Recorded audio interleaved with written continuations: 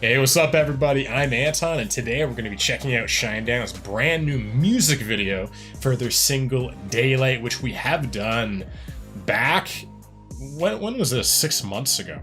Maybe actually more, it might have been 9 months ago. It's been a while, hot minute. But I remember, I haven't heard the song since, but I remember it being just a really good feel-good song. So yeah, let's jump into this one. So sit back, relax, and let's get into SHINEDOWN. Daylight. I was diagnosed with a fear of getting too close. Me too. I tell the ones I love I was on the ropes. I'm not the only one whose life's been pulled apart. Spending 1 year and 3 months in the dark. So here we are, all dressed to kill. Where should we go? Into the wild again to face the great unknown. And wow. Conversation. Okay, I do want to ask, were they headlining this? Because this looks like a stadium headline, and SHINEDOWN's big, yeah, they definitely headline stuff. Do you know let me know down below, what performance was this? Because I didn't know SHINEDOWN was this big. I didn't know they're like headlining stadiums or anything, because if they are, I'm so proud of Brent and the boys, man. And I didn't know that Eric actually played piano, which is very cool, but let's get back into it. Great unknown. And I like that. Conversations you and I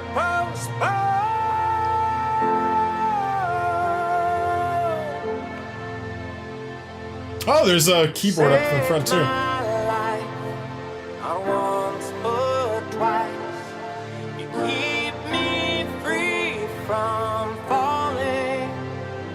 He has this tenderness to his voice here.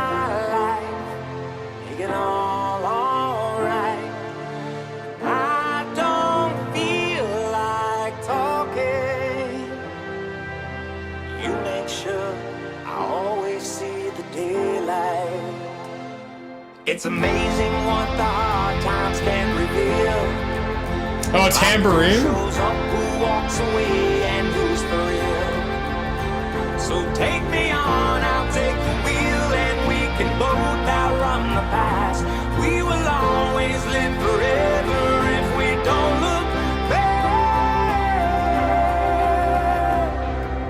You saved my life, not once but twice.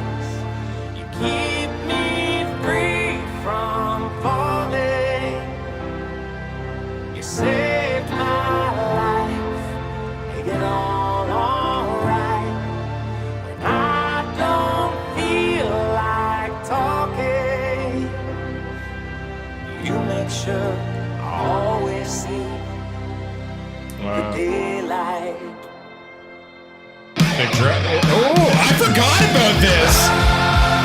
I completely forgot about this.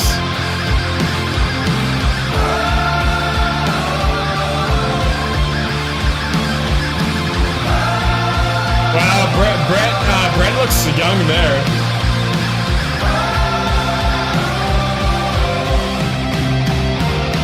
It's amazing what the hard times can reveal. Like who shows up, who walks away, and who's for real. Kick his pants his ass.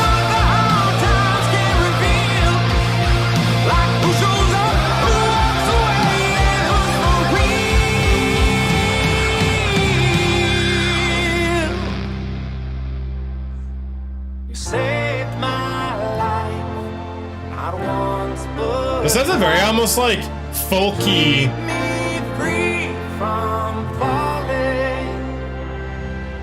Folky vibe. Make it all alright. When I don't feel like talking. I like how Zach's just sitting down too. Make sure I always see it's like very laid back. the daylight.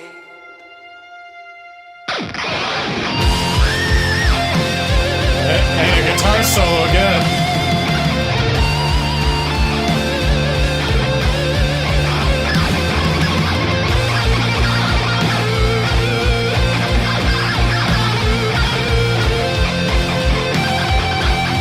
Wow, it'd be so wild being a musician.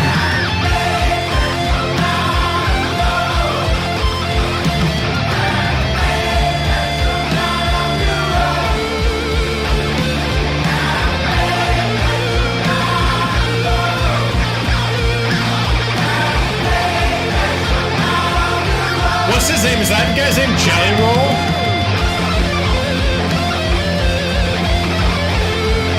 Well, I love the shots here.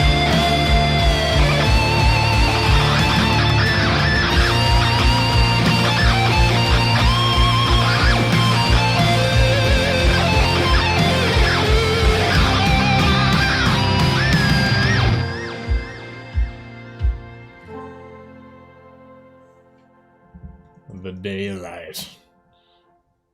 All right, this was Shinedown, Daylight. Yeah, this is like a brand new experience. So I like this song quite a bit. I love the meaning behind it. I love the lyrics. My only actual like issue with it is I don't know. Do you guys agree with me here? Do you guys find Brent's vocals and just the mix of the song is like very poppy? I find this has a very, very clean mix. Too clean, actually.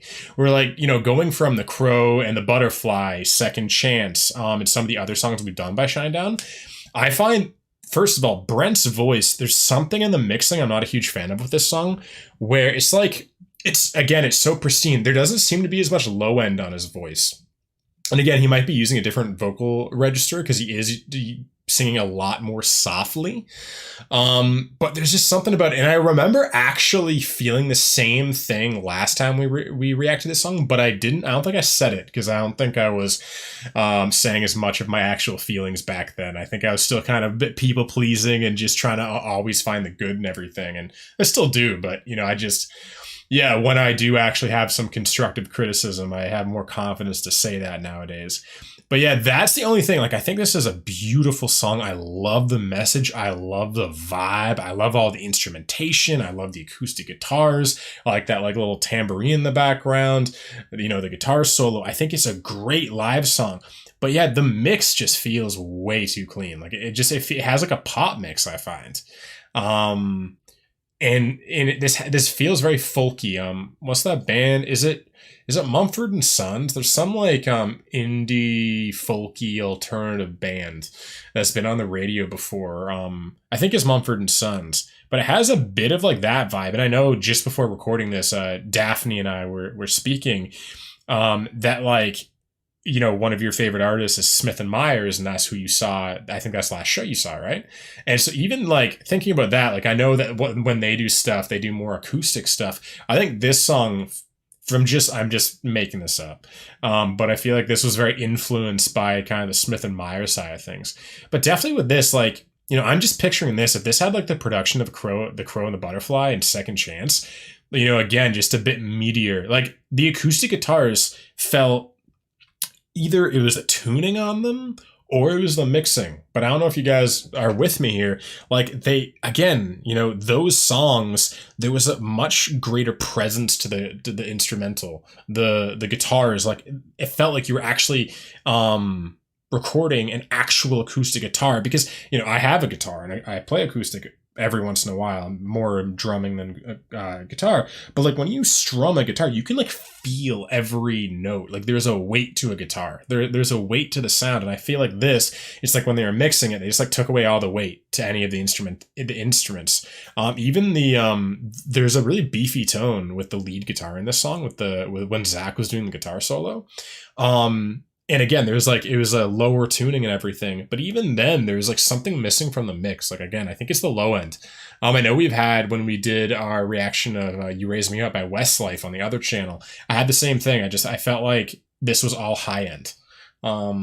And again, for me, for especially rock and metal, I love to feel the bass. I love to feel the low end and the punch in the voice, the punch in the guitars, the punch in the drumming. Just like, so overall, like sonically, I think this is actually a great song. But I just think, again, the production is a bit too poppy. But let's jump in the lyrics of this one, because I really like the lyrics of this, because it does touch me with things I'm going through right now in my life. All right, we're back with Shinedown, Daylight. And what is Brent Smith actually said about this song? This is about the people or the elements in your life that get you to tomorrow. It could be your wife or your brother or your sister or your best friend. Anyone or anything like that. You know, the thing that motivates you to get up in the morning. It could be your dog. It could be your favorite coffee place that you go in the morning for 30 minutes before you go to your job because it gives you some serenity before you have to tackle the day. Yeah. The song really was a gift to the record because it was written in about 25 minutes. Yeah, some, like, especially serene songs, they come out really quickly. But even that idea of, like, you know, finding a place of serenity before your day job, I can relate to that, like, in high school. And jobs I've had. Like, luckily now, like, I've been self-employed for the last, like, year and a half. I've been able to do YouTube full-time. And you know, even though sometimes it's tough, you know, just the responsibility of things and putting on a smile, as I've said to you guys, when you don't feel like it, when you're going through emotional times, it can be hard to, you know, record and present yourself to the world. And because then usually in that time, you don't feel like you can maintain the level that you do naturally. So you end up having to put on the smile. You have to pump up your energy a bit because you're like, no one would want to see who I am now compared to who I usually am being. And, you know, that is a real struggle of the entrepreneur. But, like, you know, I can totally relate to this. Like, I remember being in high school. I was bullied very intensely in high school. It was a brutal time for me. And again, yeah, just jobs. I remember having to get up at, like, you know, 6 a.m. And I just remember, like, this crushing sense of,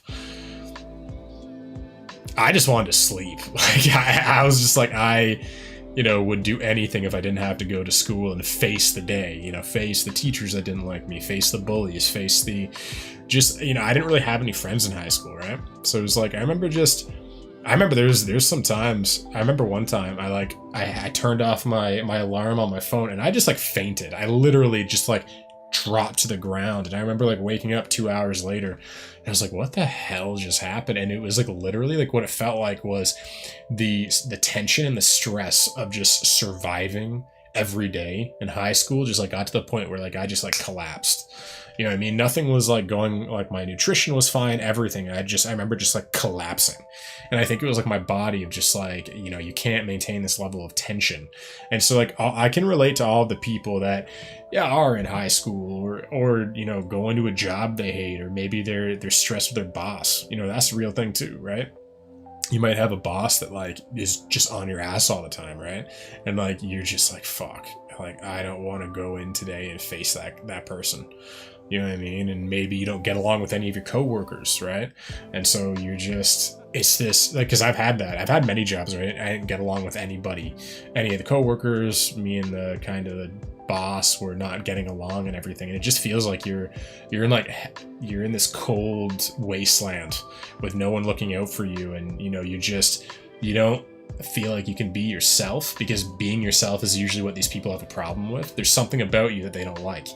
And so it's like you have to act. I remember when I worked at Good Life Fitness, it was a great job. I really like my boss. That was the only boss I've ever had that I really liked.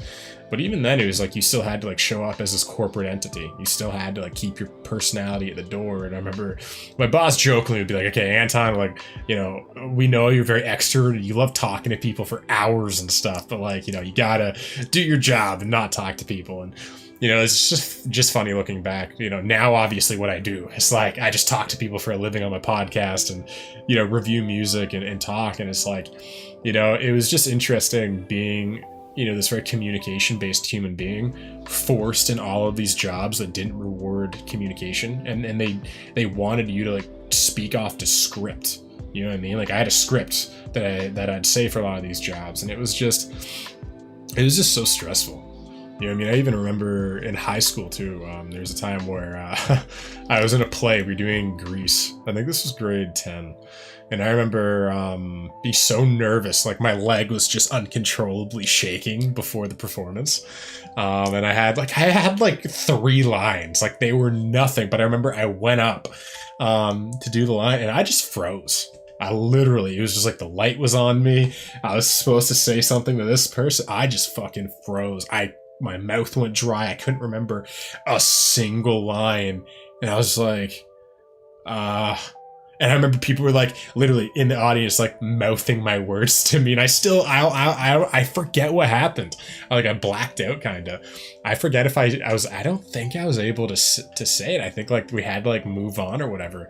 But so like anyone that's like, oh, you know, that you can't see me, you know, flaring up or having performance anxiety. Like I've had so much performance anxiety. That's what's weird is, I think that's just the thing of like, you know, when you're in your element and when you're not in your element. Like here, I'm in my element, right? I'm doing what I want to do. I know the audience, people listening are people who are coming for me.